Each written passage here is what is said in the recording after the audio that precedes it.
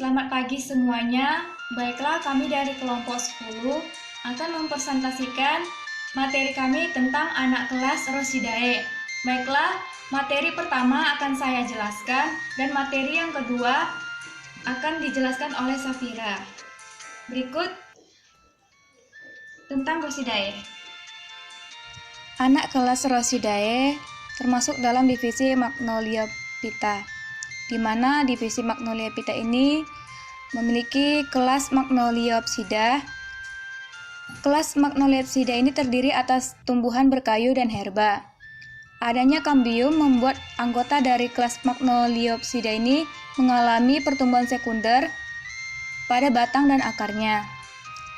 Kelas Magnoliopsida ini terdiri atas 6 subkelas, yaitu Magnolidae, Haemalidae, Caryophyllaceae, Rosidae, dan Asteridae. Dengan 64 bangsa, 318 suku, dan sekitar 169.400 jenis yang dapat kita jumpai di belahan dunia. Berikut yang kami akan jelaskan yaitu tentang anak kelas Rosidae.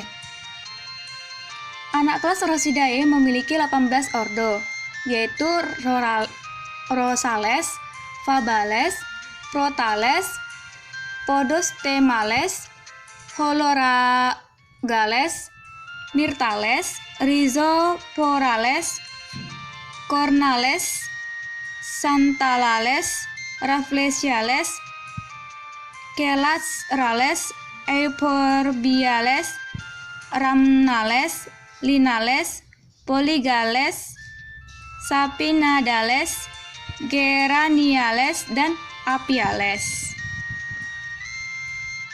Ini adalah contoh tanaman dari anak kelas Rosidae, yaitu Rubus floribundus dan Fragaria vesca. Adapun ordo dari anak kelas Rosidae yaitu 1 ordo Rosales, di mana ordo Rosales ini memiliki beberapa famili. Salah satunya yaitu famili Crassulaceae. Famili Crassulaceae menghasilkan sedoptulosa atau asam isositrat sehubungan dengan metabolisme asam Crassulaceae. Bertanin sering mengandung alkaloid tridin, terutama sentimen, kadang-kadang cyanogenuk, daun tunggal, bunga tunggal, atau sinotosa biaksesual dengan 3, 4, sampai 6 mel. Stamen 2 kali sebanyak petal dalam 2 ling. Contoh tumbuhannya yaitu tumbuhan Kalanchoe pinnata dan tumbuhan cocor bebek sebagai hiasan. Lalu ada famili Rosaceae. Famili Rosaceae ini sering siagenik, jarang berkaloid, daun tersebar atau berhadapan, tunggal, terbagi dan majemuk. Spitula biasanya ada, kadang-kadang menempel pada dasar petiolus. Bunga tunggal dalam simosa. Actinomorph biaksesual. Ada Hypatium, sepals umumnya 5, petal umumnya 5 lepas. Stamen sebanyak 5-20. Ovarium umumnya inverus, placenta axialis, ovulnya 1-2 atau banyak tiap karpel. Buah seperti folliculus, aken, ponum, atau kapsula. Biji umumnya tanpa endosperm. Contoh tumbuhannya yaitu Rubus mollucanus dan tumbuhan Amyladus communial yang sering digunakan untuk obat amandel. Ini contoh beberapa tumbuhan dari famili spesies Crassulaceae, yaitu ada Echeveria elegans, Kalanchoe blossfeldiana, Kalanchoe vetskonkoi, Kalanchoe degremontiana. Berikutnya ada Ordo Fabales, di mana Ordo Fabales ini memiliki beberapa famili. Pertama itu famili Mimosaceae. Pohon atau perdu, jarang herba, kadang-kadang berduri. Contoh tumbuhannya adalah Adenanthera pohonina atau sanga hutan. Bijinya dan daunnya untuk obat. Lalu ada tumbuhan Acacia auriculoformis yang sering dipakai untuk penghijauan. Berikut ada famili Fabaceae. Pohon atau perdu jarang herba, kadang-kadang memanjat, kadang-kadang berduri. Contoh tumbuhannya Cassia salpina, Pulcherrima, atau disebut dengan ketapang merak sebagai tanaman hias. Lalu ada tumbuhan Cassia alata atau ketapang, daunnya untuk obat kulit. Lalu ada famili Caesalpiniaceae, yaitu herba, kadang-kadang membelit atau memanjat dengan sulur. Perdu, pohon atau liana, kadang-kadang berduri. Contoh tumbuhannya yaitu Abrus precatoria atau sanga, dan bijinya bisa dijadikan obat. Lalu ada tumbuhan Arachis hypogea, yaitu tanaman tumbuhan kacang tanah. Selanjutnya ada Ordo Myrtales, di mana Ordo Myrtales ini memiliki beberapa famili. Salah satunya famili Timelaceae. Famili Timelaceae ini memiliki contoh tumbuhan yaitu Aguilaria malacensis atau tumbuhan kertas. Tumbuhan kertas ini resin untuk dupa, dan ada tumbuhan Aguilaria microcarpa Bill, yaitu kayu gaharu. Kayu ini untuk dupa. Lalu ada tumbuhan Gonstylus bacanus Bail atau tumbuhan Menameng, kulit dan kayunya sebagai obat. Lalu ada famili Punicaceae. Famili Punicaceae ini terdiri dari satu marga yaitu Punica dengan dua jenis yaitu Punica granatum L dan Punica protopunica Ball. Punica granatum, kulit dan batangnya mengandung tenin, pelletiarin, isopelletiarin, pseudepetelierin. Buah dapat dimakan. Kulit dan batangnya dan daunnya juga untuk sebagai obat. Berikutnya famili Melastomataceae. Famili Melastomataceae ini perdu atau herba, kadang-kadang liana. Jarang pohon, bertanin, sering mengakumulasi amilum. Banyak antosianin, jarang siagonik, dan jarang mengandung alkaloid. Contohnya adalah tumbuhan Astronis spetabilis yang disebut dengan kiharendong atau kayu bangunan. Lalu ada tumbuhan Climedia hirta atau tumbuhan harendong bulu. Buahnya dapat dimakan. Lalu ada famili Myrtaceae. Pohon atau perdu mengandung minyak astiri, bersifat monoterpenoid, sesquiterpenoid, triterpen, atau polifenol. Bertanin, kadang-kadang menghasilkan saponin, jarang cyanogenik. Kulit dan batang sering mudah terkelupas. Kebanyakan akar bersimbiosis dengan ektotropik mikoriza. Daun berhadapan atau tersebar tunggal. Stipula tereduksi atau absen. Contoh tumbuhannya yaitu tumbuhan Eucalyptus globulus labil, yaitu pohon kayu putih. Lalu ada tumbuhan Eucalyptus alba reins, juga pohon kayu putih.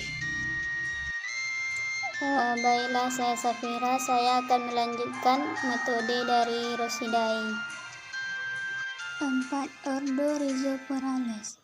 Famili Rhizoporaceae. Pohon atau perdu sering penghuni mangrove bertanin menghasilkan proantosianin dan asam elegat. Kadang-kadang juga alkaloid dari kelompok pyrrolidin, pyrrolizidin, dan atau tropan, tetapi tidak cyanogenik, tidak bersaponin. Contohnya Anisopilea distica Bayer. Selanjutnya ordo Santales. Famili Santalaceae. Pohon kecil, perdu atau herba, kadang-kadang hemiparasit pada akar atau cabang tumbuhan lainnya. Biasanya mengakumulasi polyasetilin, kadang-kadang bertanin bunga dalam berbagai tipe pembungaan, biseksual atau uniseksual, actinomorf, tepal 4-5, lepas atau bersatu membentuk cawan. Contohnya Dendrotope umbellata. Mik parasit ada pohon lain. Selanjutnya famili Lorantheaceae. Perdu kecil yang hemiparasit pada canang tumbuhan lain, Hostarium tunggal atau banyak, dengan akar parasit sejajar dengan cabang inang. Sering bertanin tanpa proantosianin. Bunga umumnya biseksual, actinomorf atau zygomorf. Dalam pembungaan serupa Rhizomus umbella, spica atau capitulum dengan dasar dikisum. Contohnya Dendropoe pentandra. Selanjutnya ordo Rafflesiales. Famili Rafflesiaceae. Tumbuhan tanpa profil yang endoparasit pada akar tumbuhan lain, dengan bagian vegetatif serupa miselium jamur yang menembus jaringan inang. Daun tereduksi berbentuk sisik terletak melingkar, berhadapan atau tersebar pada batang pembawa bunga yang pendek. Bunga betina dengan 4-8 karpel. Ovarium inverus atau semi-inverus. Tabung stulus di ujungnya melebar membentuk diskus yang besar dan kompleks. Ovul yang sangat banyak, buah sering berdaging, kadang-kadang majemuk. Contohnya Rafflesia malilana Teskem. Selanjutnya ordo Euphorbiales. Famili Euphorbiaceae. Pohon, perdu, herba liana, kadang-kadang sukulent. Sifat-sifat kimiawi dan morfologi sangat beragam, tetapi sifat ginaceumnya lebih konsisten, dilengkapi dengan berbagai bentuk rambut, sering menghasilkan berbagai macam alkaloid, sering bertanin, mengakumulasi aluminium, jarang bersaponin dan minyak mustar. Kristal kalsium oksalat umumnya terdapat pada batang dan daun. Sangat sering terdapat sel-sel penghasil lateks yang serupa susu atau berwarna. Bunga terdapat dalam berbagai macam tipe pembungaan, umumnya actinomorf dan uniseksual. Selanjutnya ordo Sapinadales. Famili Sapinaceae, pohon, perdu atau liana, salur pada liana berasal dari pembungaan. Umumnya bertanin menghasilkan proantosianin, biasanya mengakumulasi kue bracticol dan triterpenoid. Saponin sering sangat beracun. Bunga dalam Simosa atau Simosa panicula jarang tunggal, actinomorf atau zygomorf, biseksual atau uniseksual dengan androsium atau gynoecium tereduksi. Sepal 4-5 lepas atau bersatu di bawah. Contoh Alophilus cobe, Reus atau cukilah kayu sebagai bahan bangunan. Selanjutnya, famili Anacardiaceae, pohon, perdu atau liana. Terdapat saluran-saluran resin atau lateks vertikal yang dibentuk secara sizogen atau lisigen pada kulit kayu atau floem, urat daun, pada bunga, buah, empalur, dan jaringan parenkim lainnya. Daun terbesar majemuk, pinnatus atau trifoliolatus, jarang tunggal. Epidermis sering terdapat sel-sel lendir dan sering bersilaka. Stipula umumnya tidak ada. Bunga dalam pembunggaan simosa atau sering kompleks. Contohnya Anacardium occidentale atau jambu monyet. Selanjutnya, famili Cimarobaceae. Salah satu contoh spesies Cimarobaceae yang banyak dimanfaatkan adalah pasak bumi atau dengan nama latin Eurcoma longifolia Jack. Merupakan salah satu jenis tumbuhan obat yang telah lama dimanfaatkan oleh berbagai etnis di Indonesia, khususnya masyarakat yang bermukim di Sumatera maupun Kalimantan. Kedua pulau tersebut merupakan pusat penyebaran E. longifolia. Nama lokal E. longifolia berbeda-beda pada setiap etnis. Euricoma merupakan tanaman endemik untuk daerah Asia Tenggara. Di antara spesies termasuk ke dalam genus Euricoma, pemanfaatan E. longifolia sebagai bahan obat lebih menonjol dibandingkan dengan spesies lainnya. Terima kasih. Itulah metode Rosidae.